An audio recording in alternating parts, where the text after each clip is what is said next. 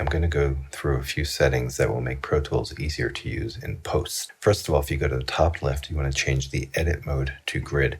What this does is it'll keep your clips within a particular grid. In this case, it would be a one-frame grid. Moving over to the right of this, you want to make sure that insertion follows playback is in. This is something you may turn on and off, but what that means is as you play through a session and press stop, it'll resume where you stopped as opposed to going back to the beginning. So it's good to keep that in. If we move to the counter in the middle, you want to make sure that's set to time code. Then we move over to the right of that, make sure your grid amount and your nudge amount are both set to one frame. What this means is because you're in grid mode, clips will always fall on a one frame grid.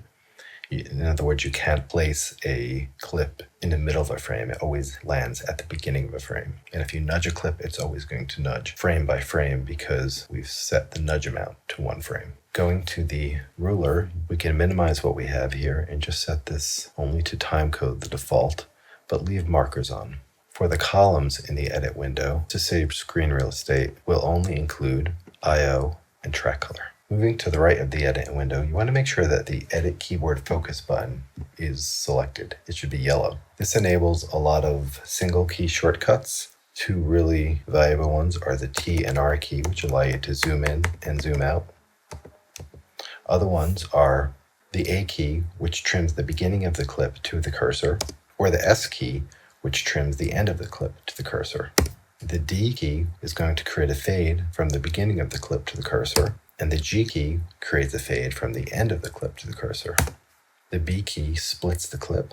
Additionally, Z will act as undo, X will act as cut, C will act as copy, and V will act as paste. You don't have to hold down the command modifier before pressing those. You can nudge the cursor by one frame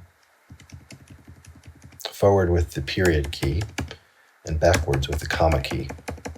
If you select a clip, you would nudge the whole clip forward or backwards with a period and comma key.